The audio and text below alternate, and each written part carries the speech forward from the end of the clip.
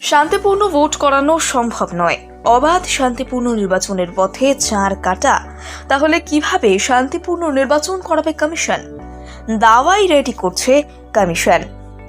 অবশেষে লোকসভা নির্বাচনের দিনক্ষণ সামনে এসেছে। শনিবার দুপুরে সাংবাদিক বৈঠকে দীর্ঘ জানিয়েছে জাতীয় নির্বাচন কমিশন অবাধ শান্তিপূর্ণ ভোট করাতে মরিয়া তারা। কিন্তু অবাধ ভোট করানো যে সহজ নয় সে কথা স্বীকার করল কমিশন। বিশেষত অবাধ নির্বাচনের পথে চারটি প্রধান বাধা রয়েছে বলে জানিয়েছে তারা। কমিশনের কথায় 4MST হলো প্রধান প্রতিবন্ধকতা তাদের। তবে সেই সমস্যা মোকাবিলার জন্য বদ্ধপরিকর কমিশন। কোন পথে মোকাবিলা করবে জাতীয় নির্বাচন কমিশন? এই 4MST বা কি? শনিবার দুপুরে দিল্লির বিজ্ঞান ভবনে ছিল সাংবাদিক বৈঠক। সেখান থেকে লোকসভা নির্বাচনের দিনক্ষণ জানানো হয়েছে। অর্থাৎ 2024 সালের লোকসভা নির্বাচন কবে হবে তা নিয়ে যে অপেক্ষা তার অবসান হয়েছে অবশেষে। কিন্তু প্রশ্ন হলো, অবাধ নির্বাচনের ক্ষেত্রে তৈরি হওয়া একাধিক বাধা। 4MS বলে উল্লেখ করা এই প্রতিবন্ধকতা চারটি হলো মাসল মানি, মিস ইনফরমেশন এবং MCC ভায়োলেশন বা পেশি শক্তি, অর্থশক্তি, ভুয়ো তথ্যের প্রচার এবং নির্বাচনী আদর্শ আচরণবিধি লঙ্ঘন। এই চার নিয়ে নাজেহাল জাতীয় নির্বাচন কমিশন। তবে শনিবার সাংবাদিক বৈঠকে মুখ্য নির্বাচন কমিশনার রাজীব কুমারের প্রতিবন্ধকতার কথা উল্লেখ করে সাফ বার্তা দেন, নির্বাচনী হিংসা কোনোভাবেই কাম্য নয়। আর সেই কারণেই বাধা থাকলেও তা কঠোর হাতে সামলানোর কথা বলেন তিনি। মুখ্য নির্বাচন কমিশনারের কোথাও হিংসার ঘটনা ঘটলে সেই খবর পাওয়া মাত্র তড়িঘড়ি ব্যবস্থা নেবে তারা। তার মাসল অর্থাৎ পেশি শক্তির মোকাবিলা করার জন্য 24 ঘন্টা কন্ট্রোল রুম খোলা হবে জেলায় জেলায়। এছাড়া পর্যাপ্ত CAPF মোতায়েন করা হবে বলেও জানিয়েছেন কমিশন।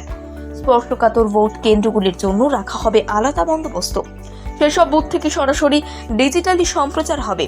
এমনকি কড়া হাতে পদক্ষেপের জন্য গুরুত্ব বুঝে জামিন অযোগ্য ধারায় গ্রেপ্তারের পরোয়ানা জারি করার নিদান দিয়েছে কমিশন। সীমানা এলাকায় নজরদারি ছাড়াও যাদের নামে অপরাধের রেকর্ড রয়েছে তাদের উপরেও নজর রাখা হবে বলে জানানো হয়েছে। অন্যদিকে ভোটকে কেন্দ্র করে অর্থের অপব্যবহার রুখতে বদ্ধপরিকর কমিশন। উদাহরণ হিসেবে অতীতের অতিরিক্ত খরচ করার নিদর্শন তুলেছেন মুখ্য কমিশনার। 2022-23 সালে 11 রাজ্যের বিধানসভা নির্বাচনের সময় নগদ টাকা প্রায় 835% বেশি উদ্ধার হয়েছিল বলে জানান তিনি। 2022-23-এ 3400 কোটি টাকা উদ্ধার হয়েছিল বলেও জানা গিয়েছে। নগদ টাকা উদ্ধারের দিক থেকে গুজরাট, রাজস্থান ছিল রাজ্যের শীর্ষ তালিকায়। এছাড়া ভুয়ো তথ্য প্রচার রুখতে কঠোর নির্দেশিকা জারি করার কথা বলেছে মুখ্য নির্বাচন কমিশনার। ভোটের সময় ভুয়ো তথ্য ছড়িয়ে আম জনতাকে প্রভাবিত করার অসৎ উদ্দেশ্যকে বানচাল করতে সোশ্যাল মিডিয়ার উপর নজরদারি চলবে। সেই কাজেও করা হবে দ্রুত পদক্ষেপ।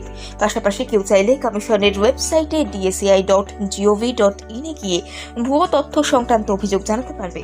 এছাড়া নির্বাচনী প্রচারের শালীনতা লঙ্ঘন করলে, উস্কানিমূলক মন্তব্য করলেও নেওয়া হতে পারে কঠোর পদক্ষেপ। নির্বাচনী আদর্শ আচরণবিধি দিকে নজর রাখার কথা বলেছেন জাতীয় নির্বাচন কমিশন। প্রযুক্তির সাহায্যে 27টি অ্যাপ এবং 25টি ওয়েব পোর্টাল সক্রিয় রাখা হয়েছে কমিশনের তরফে। সব মিলিয়ে ভোট পর্বকে অবাধ ও শান্তিপূর্ণ রাখতে, প্রতিবন্ধকতাকে জয় করতে সমস্ত রকম দাওয়াই হাতে রাখছে কমিশন।